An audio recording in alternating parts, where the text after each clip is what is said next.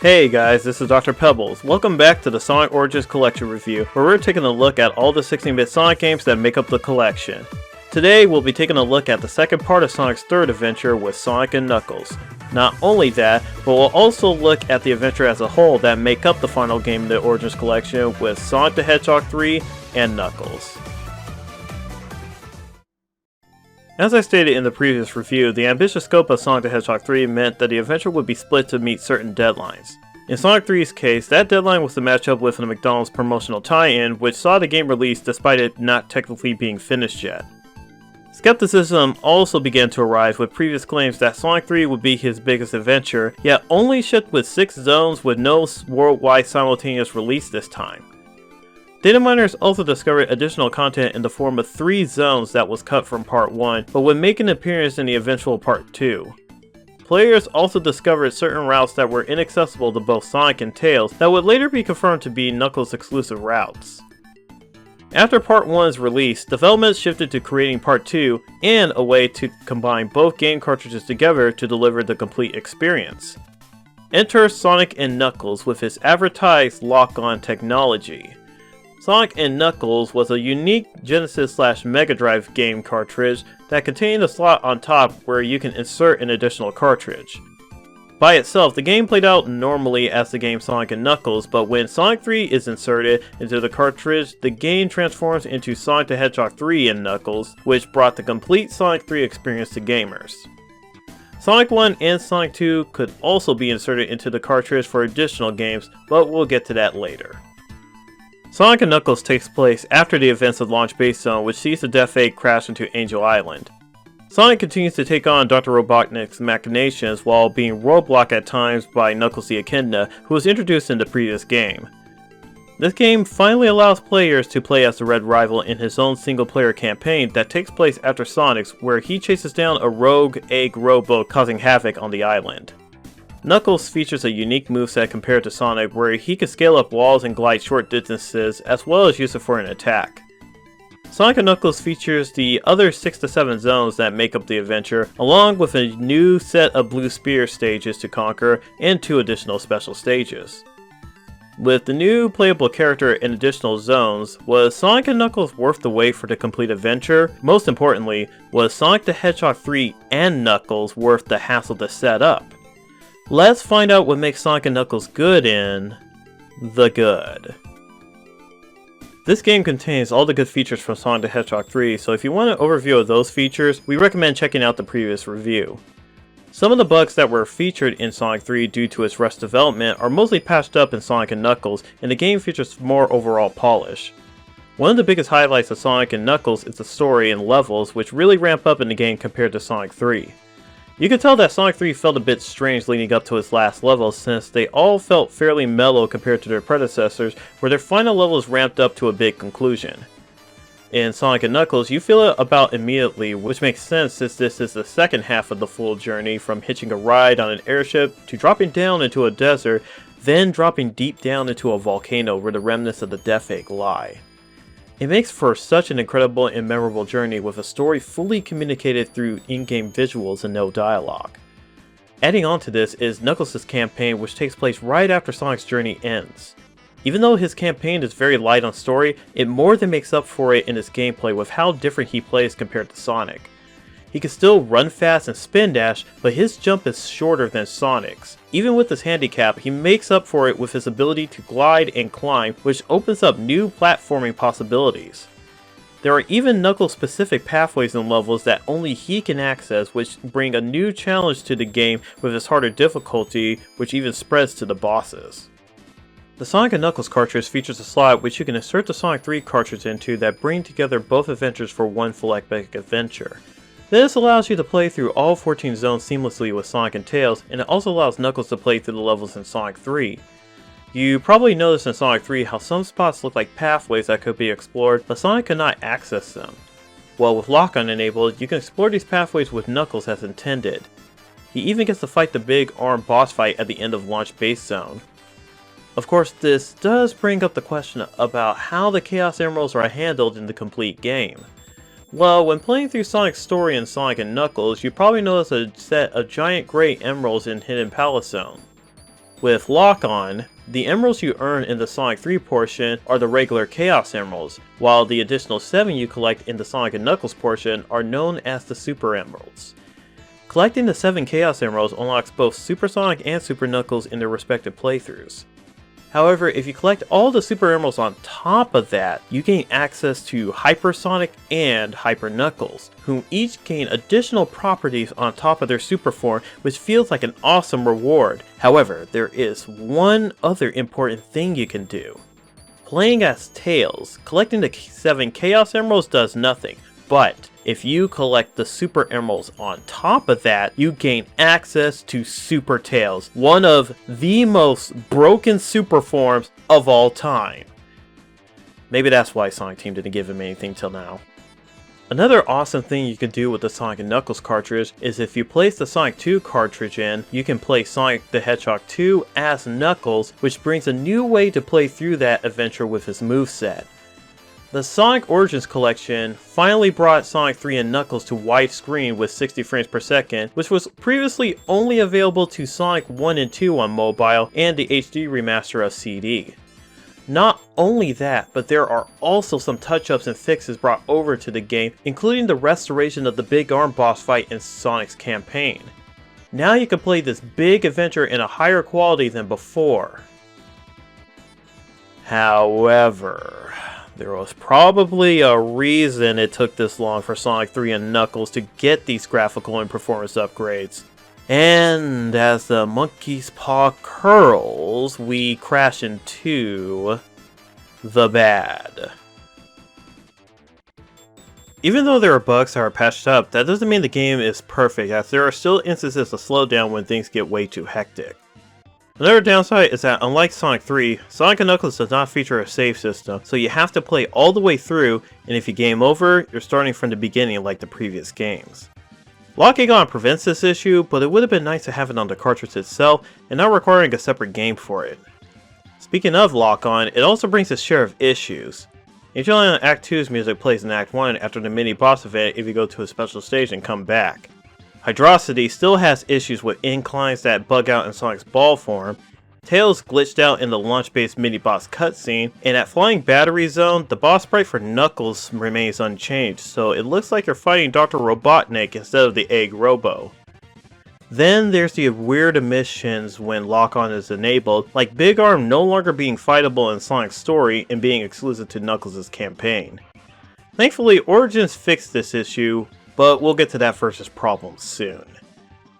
Knuckles' beginning cutscene was removed entirely, with the game just dropping you into Angel Island Zone with no context. I guess it was too much to ask to either keep the same cutscene or move it to Angel Island Zone. Since the games were split in half, the balancing feels really strange in the Sonic 3 portion, where stages had to be rebalanced to be easier compared to the original release. Then you're back at stage 1 difficulty when starting the second half of the adventure. The Origins release was a rush job, and it shows with the new bugs featured in it, though they weren't too bothersome in my playthrough, but there was one major issue I had with the Origins version. In the last review, I mentioned before how it was finally revealed how Michael Jackson helped compose some of the music in Sonic 3.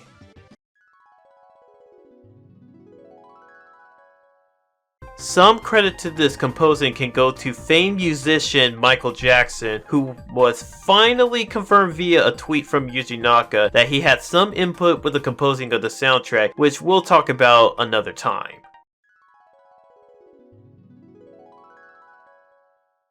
Well, the way it was revealed was thanks in part to the Origins version of Sonic 3. The levels Carnival Night Zone, Ice Cap Zone, and Launch Base Zone all featured the prototype versions of their level themes instead of the versions featured in the original release.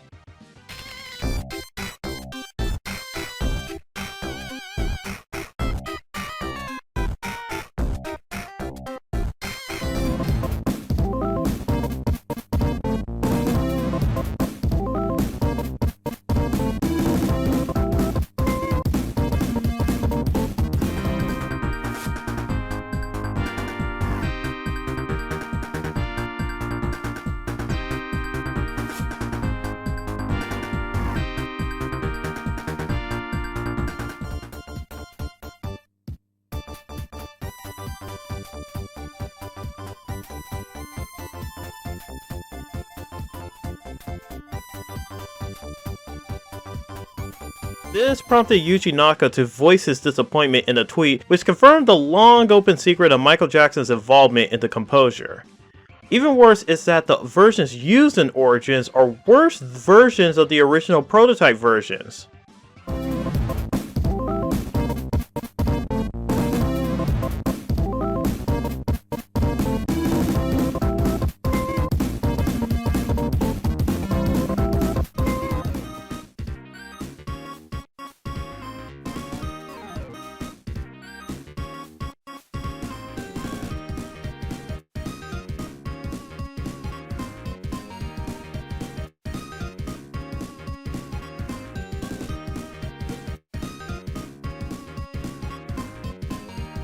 I can forgive the bugs, but these music changes are pretty unforgivable. Not to mention, some tracks sound muddier than they originally did, though that may be just me unless someone else can confirm.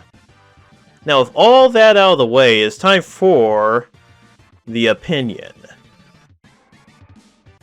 Despite these small gripes, Sonic & Knuckles is a fun game in itself, but when merged with Sonic 3, it becomes a fantastic game with high quality levels with alternate pathways, fun platforming mechanics, and a good story told throughout the journey. No matter which version of Sonic 3 and Knuckles you play, you are guaranteed to have a good time, though a personal recommendation would have to go to the ROM hack Sonic 3 Air, which adds widescreen support, increased frame rate, multiple bug fixes, and most importantly, mod support to customize the game to your liking. And now it's time for my rating. I would give Sonic & Knuckles, as well as Sonic the Hedgehog 3 and Knuckles, Z out of 10. The Sonic Origins collection is a bit of a mixed bag of things. On one hand, you get the first two games in their remastered state when those were previously exclusive to the mobile platform, while on the other, Sonic CD was previously remastered over a decade ago, and this release falls short in some respects to what that previous remaster did.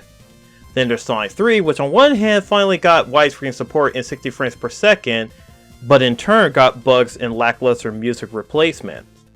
Not to mention, all the game's anniversary modes force you to not play with lives, making the games far easier than they should, and only allowing lives in the classic mode without widescreen support. And of course, there's the big elephant in the room, which is the pricing and different editions of the game. There are multiple DLC packs you can buy, as well as a digital deluxe edition, but none of these editions or packs come with everything! It's extremely frustrating when you consider that the base game costs $40 and doesn't even come with character animation in the main menu or camera controls, which are exclusive to the $45 digital deluxe version. This is such a disgusting nickel and diming scheme that I'd rather go and buy the previously available versions of these games. But this brings another problem where on Steam you can no longer purchase the original versions of these games. You can now only obtain them through this collection, which makes this whole ordeal absolutely scummy. At this time of writing, Sega and Sonic Team announced a physical release for Origins under the title of Sonic Origins Plus, which adds additional features such as playing as Amy and the inclusion of 12 Sonic Game Gear titles, most of which have been previously covered on this channel.